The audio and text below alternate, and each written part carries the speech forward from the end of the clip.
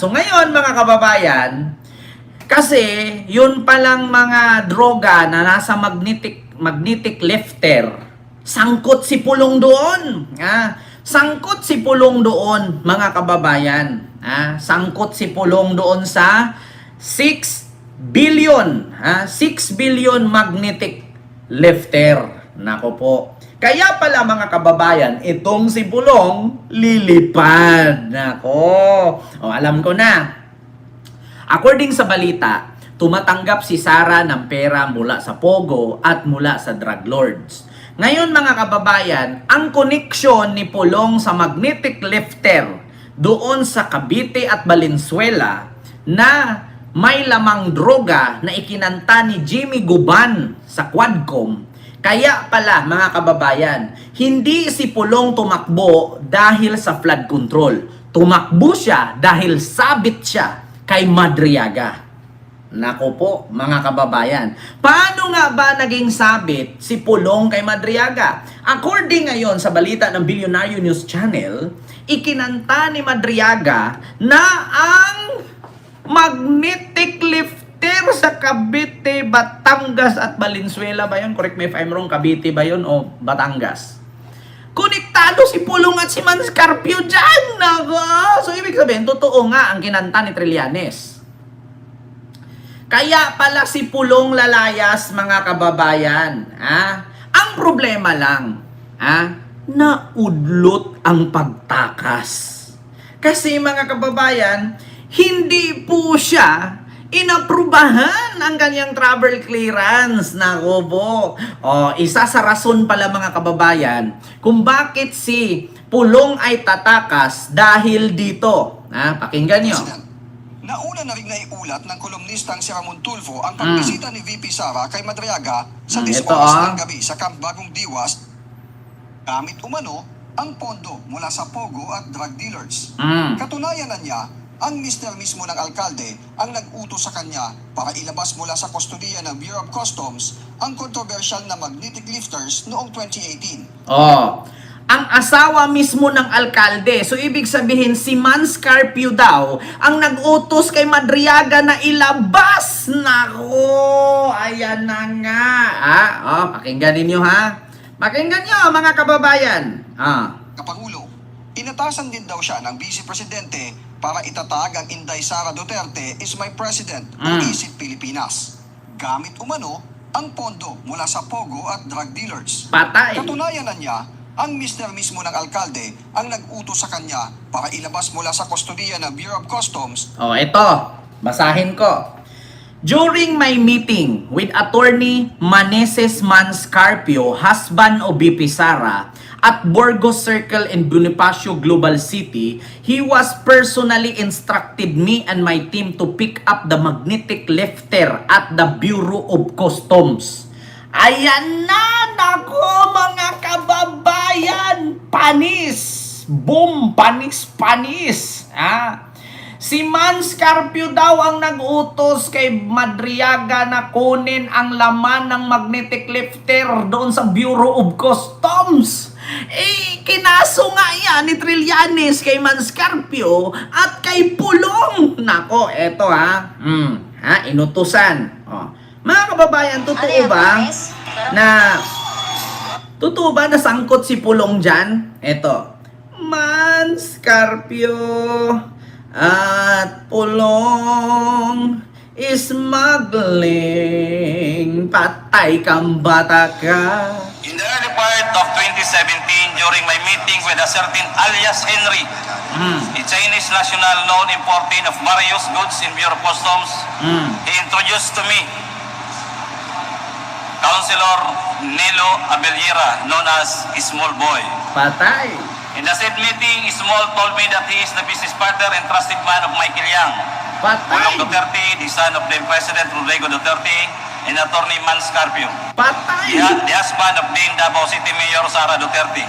In that Pulong Duterte and the husband of Mayor Sara Duterte, Mans Meneses Scarpio. Patay kang bata ka. Hala, nagkatugma-tugma mga kababayan. Sabi ko nga sa inyo, makukulong talaga si Sarah dito. Not only Sarah, but also her husband and also his brother, Pulong. Hala ka. Putang ina, mauubo sila. As their business partner and trusted man, he was tasked to facilitate the release of shipment from the Bureau of Customs, which according to him were usually pants and clothes, agricultural products such as sugar, rice, and vegetables, among others. Councilor Ismola Belira requested me not to be strict with their shipment after the meeting. Councilor Ismol always talked to me over the phone and sought my help in the release of their shipment, to which I acceded. In the meantime, our office received reports from our confidential informants, usually bodegueros and painantes of the shipment facilitated. Oh, so ibig sabihin, totoo nga ang sabi ni Jimmy Guban na siya ang pinagbintangan. Siya na nga ang nakahuli na may lamang droga. Siya pa yung kinulong. Nako, mga DDS, paano ito? Dapat kay Sarah nag-artista ka na lang eh. Nag-politics ka pa kasi dawit kaya ayaw dalhin ni Sarah yung apelyidong Carpio eh. Kaya ayaw dalhin. Kita nyo, mga kababayan? Kaya po isa sa rason yan, mga kababayan, na si Pulong tatakas sa Pilipinas. Isa talaga, mga kababayan. Pakinggan ninyo ha. Si Kung Paolo ay mukhang may kumakalat kasi na na parang letter, humihingi ng request. Kasi di ba pag travel authority. Kasi pag di ba taga-gobyerno ka, whether empleyado ka or opisyali, travel order yata yung tawag doon. Mukhang mukhang medyo narinig nyo na ba yun? Nakita natin, nire-report sa yata sa balita na may request daw for 2 months travel starting December 15. Tapos 17 countries na yata ang pindahan daw ni Red Pulong. Diba? So, ako, ang reaction dito wala pa lang investigation, parang tatakas na yan. Diba? Para tatakas na yan. Sabi ko sa inyo, mga kababayan, isa yan sa rason na tatakas si Pulong dahil nabubuksan muli ang magnetic lifter na kinaso ni Trillanes noon at pinatunayan ni Jimmy Guban noon. Ngayon ay binuhay muli ni Madriaga na siya mismo ang pumunta sa magnetic lifter at inutusan siya, instructed by Mans Meneses Carpio na asawa ni Sarah. Patay kang bata ka. Ito na nga, mga kababayan, ang sinasabi ko sa inyong parang mauubos. Si Kitty na lang yata matitira sa kanila. Sa bagay, si Kitty anak naman ni Hanilit yan. Hindi naman yan sa side ng mga Shimirman. Naku, Diyos ko, nakakahiya ito. Nakakahiya ito. Okay na sana yun eh. Tapos na yung issue na yan eh. Yung magnetic na yan eh. Ang problema, mga kababayan, nagsalita si Madriaga. Kaya ngayon, mga kababayan, si Pulong, iiskapo. Ang problema lang, yan pala ang rason ng pag-iskapo ni Pulong. Dawit kay Madriaga. Naku, konektado, mga kababayan. Si Peebles po ang naglabas niyan. Si Montol po na huli pong naglabas. Si Peebles po. Alam naman po natin, mga kababayan. Naku, mga kababayan, naudlot ang pagtakas. Rason ng pagtakas, mga kababayan. Hala, Diyos ko.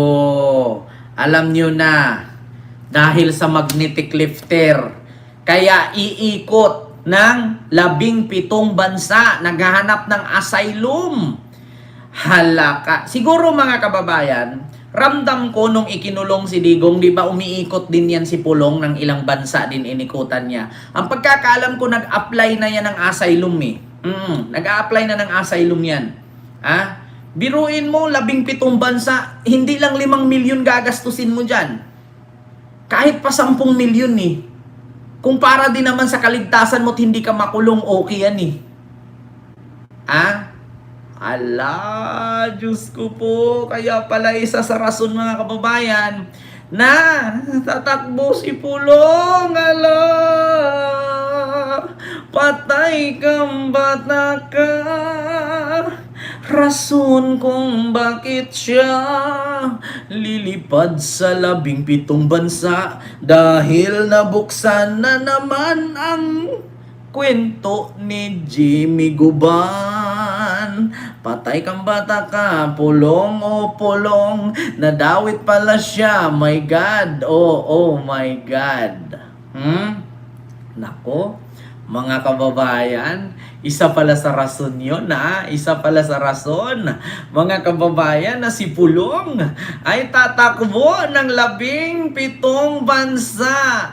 Dahil, mga kababayan, si Pulong ay nadawit na naman sa magnetic lifter ni Jimmy Guban at ni Manscarpio sa pamamagitan ng pagganta ni Ramil Madriaga. Naku po.